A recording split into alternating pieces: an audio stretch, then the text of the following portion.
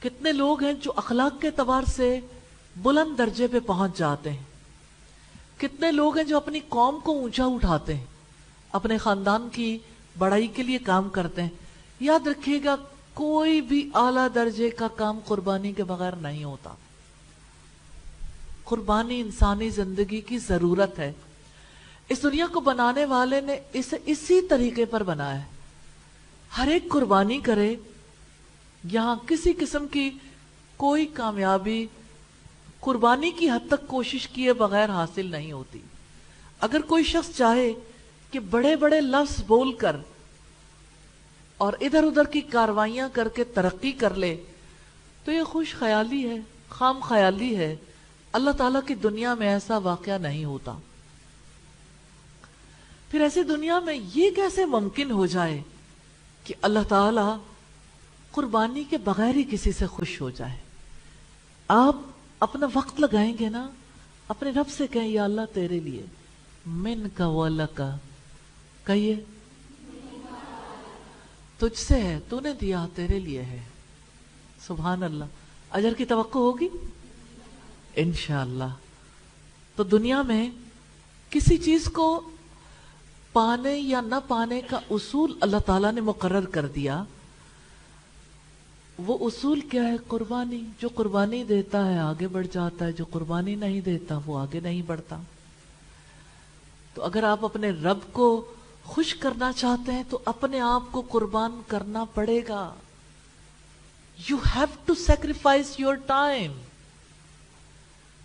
آپ کو ٹائم بھی دینا پڑے گا، آپ کو سیکریفائس کرنی پڑے گی، اپنی خواہشات کی، اپنے آرام کو قربان کرنا پڑے گا۔ اس کے بغیر کامیابی نہیں ملا کرتی۔ کامیابی سیکریفائس سے ہے۔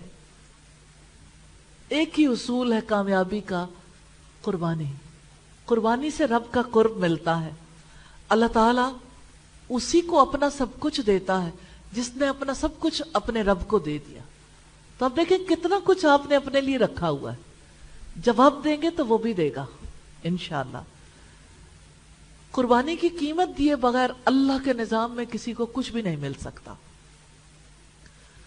پھر قربانی والی زندگی جینا چاہتے ہیں؟ کس چیز کی قربانی دیں گے؟ فوری طور پر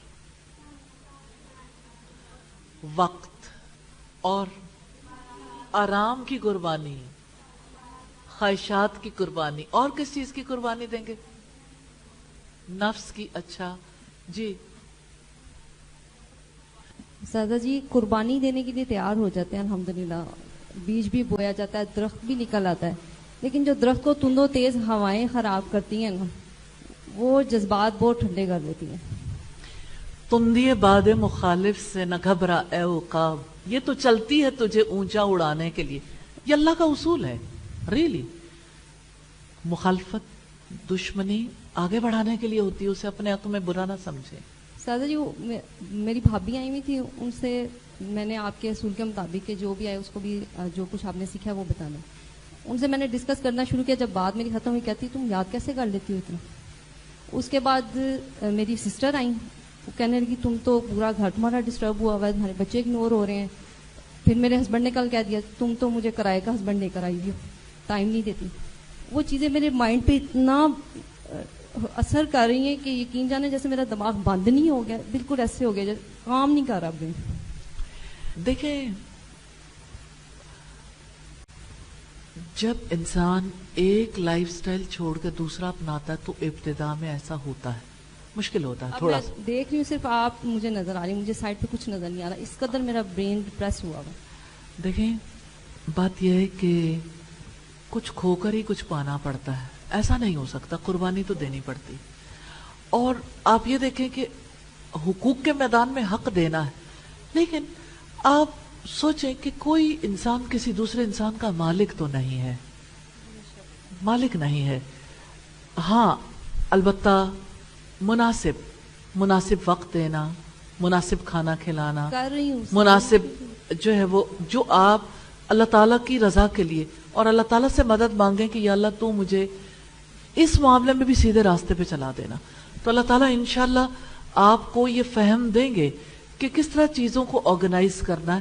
لیکن अगर मुतालबा ये हो कि 24 घंटे चूल्हा जलता रहे और 24 घंटे कोई घुटने से लगा बातें करता रहे, तो जाहिर है कि उसमें तो उसकी तो कुर्बानी देनी पड़ेगी। उस दिन के बाद से नींद आना शुरू होगी, पढ़ा ही नहीं जा रहा। और फिर मैंने अपने आप को बड़ा कंट्रोल किया, अपने आप को संभाला, करना शुरू कर दिया। अब ये जब बातें होगी तो फिर बिल्कुल ही सब कुछ ही बंद हो गया जैसे। औज़ु बिल्लाहि मिनश शैतानिर रजीम, ला हौला वला कुव्वता इल्ला बिल्लाह, अस्तगफिरुल्लाह। ये आपके लिए बहुत मुआविन होंगे इंशाअल्लाह। इंशाअल्लाह अल्लाह ताला मददगार साबित होंगे। देखिए, हमारी जिंदगी दो हिस्सों में बटी हुई है, एक दुनिया और एक आखिरत है। सिर्फ दुनिया में नहीं जीना, आखिरत के लिए भी तो कमाना है ना। तो कोई अगर दुनिया में ही हमें जलाने के लिए चाहे कि सिर्फ दुनिया कमाओ, सिर्फ दुनिया के लिए जियो, तो ये उसका मुतालबा दुरुस्त नहीं है। आखिरत के हिस्से के लिए दुनिया के कुछ हिस्से की कुर्बानी देनी पड़ेगी। ऐसा नहीं हो सकता कि कुर्बानी के बगैर आप आखिरत की कामयाबी को हासिल कर लें। फिर आप देखें कि दुनिया में रहते हुए आपने अच्छा इंसान बनना है ना, आला इंसान बनना है, नबी सल्लल्लाहु अलैहि वसल्लम को फॉलो करना है। तो आला इंसान बनना क्या है कि आप अपनी सोच से ना जिए, जो अल्लाह ताला चाहते हैं ना उसकी पसंद की सतह पर जिए। जो वो चाहता है कि हम ऐसी जिंदगी गुजारें, इस मकसद के लिए शैतान से तो लड़ना पड़ता है, हर वक्त की लड़ाई है और हम लड़ नहीं पाते। औज़ु बिल्लाहि मिनश शैतानिर रजीम इसी मकसद के लिए है कि अल्लाह की पनाह ले लें और पूरी जिंदगी को शैतान के असरात से भी पाक करना पड़ता है। तो ये मुसलसल कुर्बानियों का सिलसिला है, मुसलसल कुर्बानियों का अमल है। तो वही शख्स अल्लाह की जन्नत में जगह पाएगा जो इस दुनिया को कुर्बान करने का हौसला पैदा करेगा। तो बात है कुर्बानी की। सवाल ये पैदा होता है कुर्बानी के अहकामात क्या हैं। कुर्बानी यौमुन नहर यानी 10 जुल्हज्जा को की जाएगी। हज किरान और हज तमत्तो करने वाले कुर्बानी करेंगे, उन पर वाजिब है। हज इफराद करने वाले पर कुर्बानी वाजिब नहीं है। कुर्बानी अगर खुद करना चाहे तो बिस्मिल्लाह ही अल्लाहु अकबर कहकर जानवर ज़िबा करें। सईदना अनस ने बयान किया, नबी करीम सल्लल्लाहु अलैहि वसल्लम ने 2 चितकबरे मेंढों की कुर्बानी की। मैंने देखा कि नबी करीम अपने पांव जानवर के ऊपर रखे हुए हैं और बिस्मिल्लाह ही वल्लाहु अकबर पढ़ रहे हैं। इस तरह आपने दोनों मेंढों को अपने हाथ से ज़िबा किया। बुखारी की 5558 नंबर रिवायत है। कुर्बानी से खुद गोश्त खाना मसनून है। सईदना जाबिर ने कहा कि फिर आपने हर ऊंट से कुर्बानी के बाद गोश्त का एक टुकड़ा लेने का हुक्म फरमाया। आपके हुक्म के मुताबिक लेकर एक हांडी में डाला और पकाया गया। फिर आपने और सईदना अली दोनों ने उसमें से गोश्त खाया और उसका शोरबा पिया। मुस्लिम की 2950 नंबर रिवायत।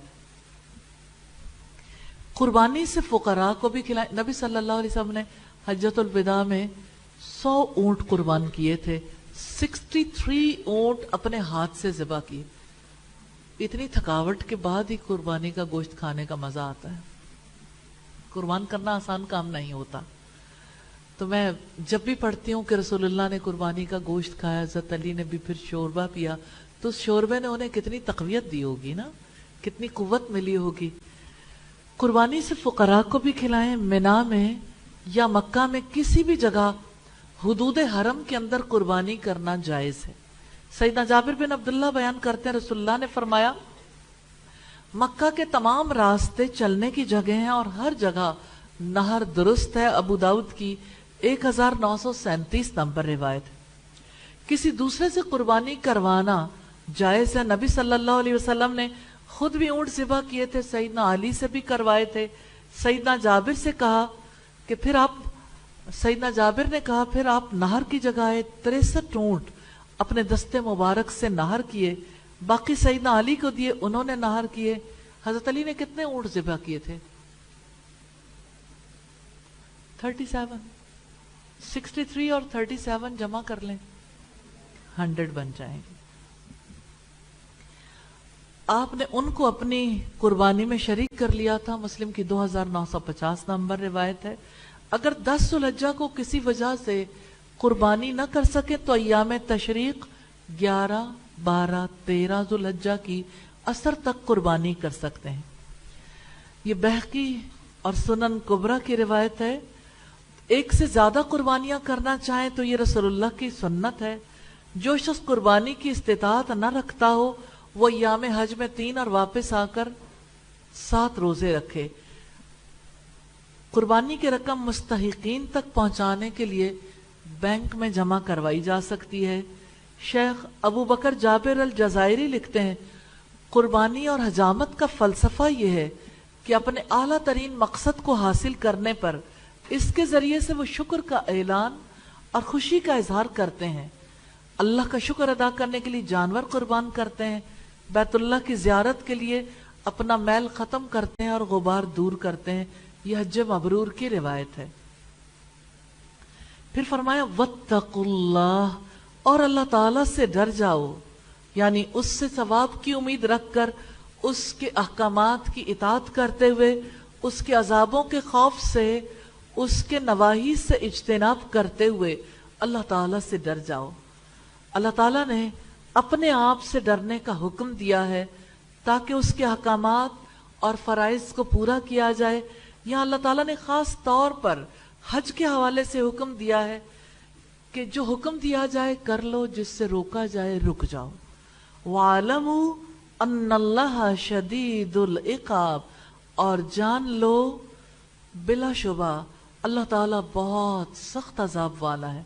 अल्लाह ताला ने दिलों में तकवा पैदा करने के लिए अपने शदीदुल इकाब होने का शऊर दिलाया, यानी अल्लाह ताला उस शख्स को सख्त सजा देता है जो उसकी नाफरमानी करता है। यही अजाब का खौफ तकवा का मोजिब है, क्योंकि जो कोई अल्लाह ताला के अजाब से डरता है वो उन तमाम उमूर से इज्तिनाब करता है जो अजाब के मोजिब है।